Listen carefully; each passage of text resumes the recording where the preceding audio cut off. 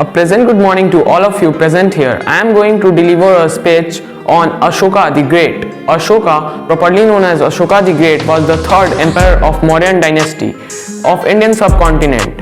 In present day Bangladesh in the east and Afghanistan in the west, with its capital city Patliputra, now in Patna, the capital of Bihar. He is the son of Bindusara and the grandson of Chandragupta Maurya, the dynasty founder. They are also very great rulers because Chandragupta Maurya is the only ruler to defeat Alexander the Great, and he also defeat Dhananand, the dynasty founder of Nand dynasty. Ashoka writes his own biography on inscription and he does not mention his real date of birth. So his date of birth is very mysterious, but many Buddhist legends write in their book that he was born in 302 BCE. Ashoka is regarded as not only the greatest of Mauryan dynasty, he is regarded as the greatest ruler of India. After a brutal war, Ashoka won the Kalinga, and his official orders said to him that he had to perform as a Buddhist leader. After that, he established many stupas and Buddhist missionaries.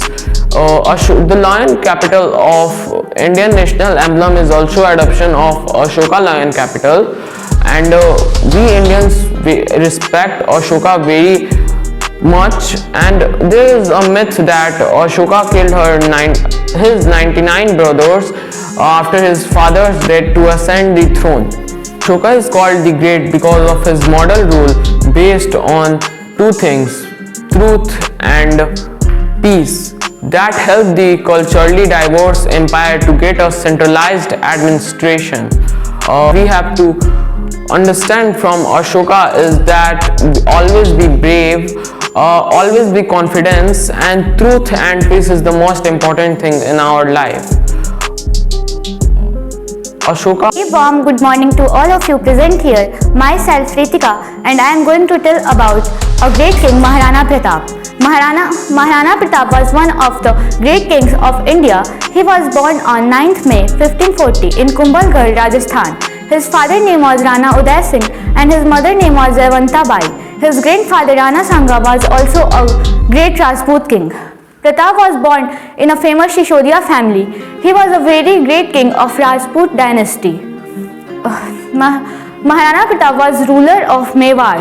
His stepmother Dheer Bai wanted to make her son Jagmal the successor of Mewar, but his father Rana Uday Singh wanted to declare Maharana Pratap as the successor of Mewar. For this, there was a long struggle in his family for a long time, but finally Maharana Pratap was ascended the throne and he became the ruler of Mewar. People said that during his childhood he had to face Akbar, and from there a line of enmity was drawn between Akbar and Maharana Pratap that lasted. Pratap was a true patriot who fought wholeheartedly against the Mughal Empire who occupied his land, and he sacrificed everything for his motherland. Maharana Pratap's life was a long story of hardship and sacrifice. At the Battle of Haldi Ghati, he was defeated very badly, but he and his wife and some of his followers had to take refuge in Aravali hills. He had to eat wild fruits, roots and leaves of the trees, and he had to sleep on the ground. But he never gave his freedom in the hands of the Akbar. After the death of his father, Rana Uday Singh, Maharana Pratap ascended the throne. Once, Man Singh wanted to take food with Rana, but Rana Pratap refused to take food with him. This angered Man Singh, and Man Singh asked Akbar to attack on Maharana Pratap. Maharana heard about that attack, and he went Haldi Ghati with his army, where Rajputs and Mughals were fought, but at last Rajputs were defeated. Maharana Pratap was surrounded by all of his enemies, but at last the chief of Shishodia said Rana that exchange his helmet with him, and the chief was surrounded by enemies while Pratap was survived. Some of the important facts about Maharana Pratap that all people should know are He was also known as Mountain Man. He is revered as one of the strongest strongest warrior of India that India had ever seen. He stood at a magnificent height of 7 feet and 5 inches. He used to carry a weight around 360 kg in the battlefield. His own weight was more than 110 kg. It was his dream to free Chittor back from Akbar, so he made a place that he ate in the plate of leaves and slept on the bed of straws until he won Chittor back. So even some of Rajputs take leaves in his plates and put straws on their bed in the honor of legendary Maharana Pratap. Maharani Azabde Punwar was the first wife of Maharana Pratap. He was his childhood friend and his lifelong companion who supported him in his both pleasures and pains. He is the symbol of immortal love because of his immeasurable love and respect for Pratap. Maharana Pratap has also a horse named Chetak. Chetak was his friend in the battle of Haldi Ghati or in any battles. Without the fear of his life, Chetak jumped from a 25 feet high canal and saved the Maharana Pratap. Even today, a temple of Chetak was built in the Haldi Ghati. You can imagine the power of Maharana Pratap by this thing that he sliced Bahlol Khan, commander of Mughal army in the battle of Diver, into 2 pieces along with his horse. Sometimes Mughal army did not recognize Maharana Pratap because of his speed. He trained his army in front and he killed a tiger in the very young age.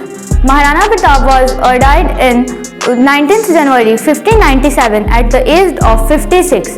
At his deathbed, he said his son Amar Singh first that never give your freedom in the hands of Mughal and win Chittor back. The death of Maharana Pratap even made the Akbar cry. All Indians should feel proud of Maharana Pratap.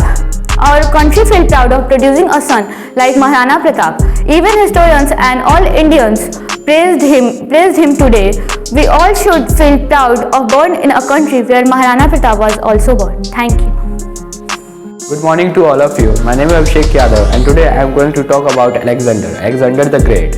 Alexander was born on 356 BC. His father's name is Philip and mother's name is Olympia.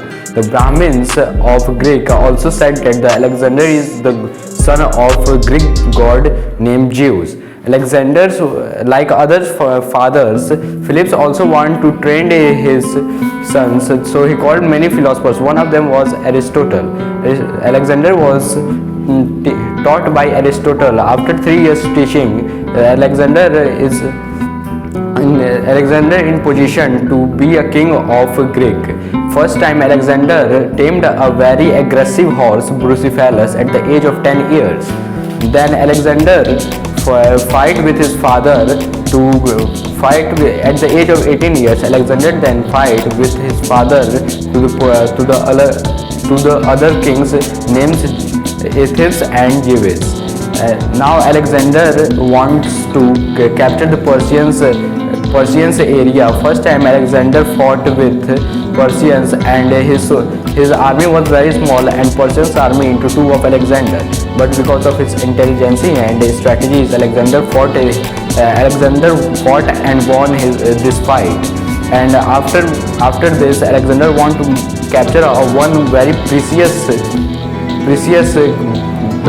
place of Persian. Their king was Darius III and he also know about the strategies and intelligence of Alexander. The Persians army, Darius III army was very big. In Alexander's army there are 47,000 soldiers, but in Persian army Darius III there are more than 1 lakh soldiers. But in spite, the Alexanders fought and won the fight, and now the Alexander became the master of Asia at the age of only 25 years. Now Alexander want to capture also India. He he go forward to the Paurava Rajya, now Pakistan. He fought with King Porus, but the Porus did not want to give him his kingdom. The Porus not want to give him his kingdom, but the fight goes for 1 month, and the fight is difficult for also Alexander soldiers, because the Porus soldiers, there are many soldiers and elephants also. But because of Alexander, they won the fight, but Alexander did not capture it because of Porus' bravery. Alexander gifted him his kingdom and also more kingdom property to Porus. Now Alexander was returning from Paurava Rajya at 323 BCE. He reached Babylonian, and he suffered from 10 days fever and breathed his last on Babylonian. Actually, the modern but his body was not decomposing for 6 days. Modern science tells that the doctors of that time checks the pulses, not the heart, and before the death of Alexander, they considered him dead. He got stroke, he got paralysis from stroke, and the demand of oxygen in his body is less. Now the Alexander died at the age of 32 years. After A very pleasant good morning to all of you. My name is Palak Kumari and I am going to tell some lines about Gautam Buddha. Gautam Buddha's original name was Siddharth. He was the founder of Buddhism. He came from a republican tribe named Shakya and his father was the chief. Buddha was born in 563 BC at Lumbini. His father's name was Sudhodana and his mother's name was Maya Devi. Buddha, a prince by his birth, was never happy. It is believed that a prophecy was made at the time of his birth that he would become a sage. Buddha married Yashodhara and had a son named Rahul. One day Buddha rode around the royal park and saw an old man, a sick man and a corpse. On seeing these people, he was disturbed. Finally he saw an ascetic. The peace that he saw in the face of ascetic changed his entire life. At the age of 29, he decided to leave his family in search of truth. He wandered from place to place.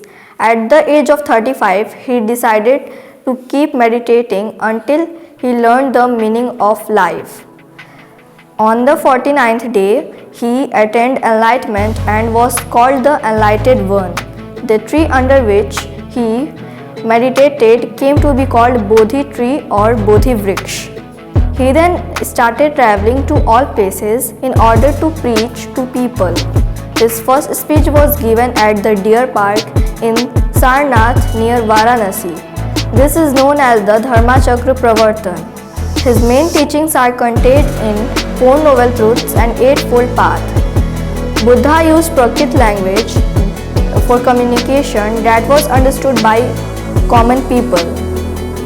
He preached ahimsa. He also preached against animal sacrifices, rituals and caste system. He established monasteries where Buddhists lived, monks and prayed. He was died in 400 BCE at the age of 80 in Kushinagar. Thank you. A very pleasant and warm morning to all of you. My name is Shivani Kumari. Today I am going to speak on the topic of the great Marathas ruler Chhatrapati Shivaji Maharaj. Chhatrapati Shivaji Maharaj was born on 19 February 1680 in Pune. His father was Shaji Bhosle, a Jagirdar at Bijapur. He was trained by Dadaji Kondadev.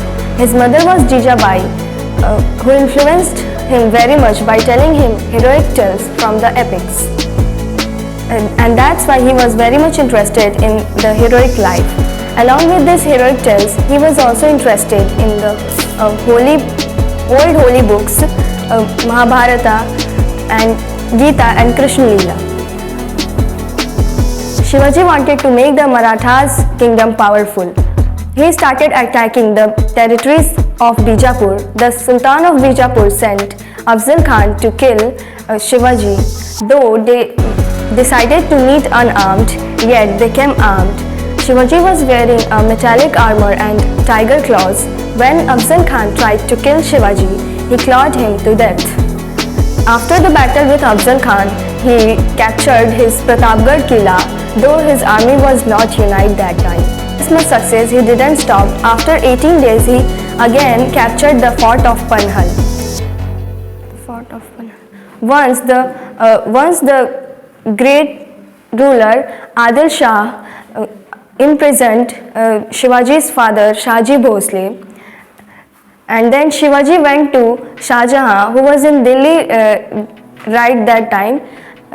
He asked Shah Jahan for a favor to imprison his father so that he will help him in the battle with northern eastern kingdoms. Shah Jahan accepted the offer and influenced Adil Shah to unprison his father. This shows the intelligence of Shivaji. Shivaji then started making navy along from the Gujarat coastline to Goa, Kerala and Karnataka. He was also known as the father of the Indian Navy. There was not only the success in the life of Shivaji, sometimes he also got defeated. The great Mughal ruler Mirza Raja Jai Singh, who adopted Islamics, defeated Shivaji and confessed him to sign the Treaty of Purandar. In 1665, Shivaji signed the Treaty of Purandar. According to that treaty, his 23 forts were surrendered, and he agreed to meet Aurangzeb in person, where he was humiliated. He was imprisoned along with his son Shambhaji, though he escaped from the prison by hiding in the basket of sweets. And after that, he took the title of Chhatrapati and started his works in the south. Shivaji was not against any religion. In fact, some of the people in his army was also Muslims. He was against only those Mughals who invade India and ruled India. According to him, the Indian rulers are capable to rule their kingdoms.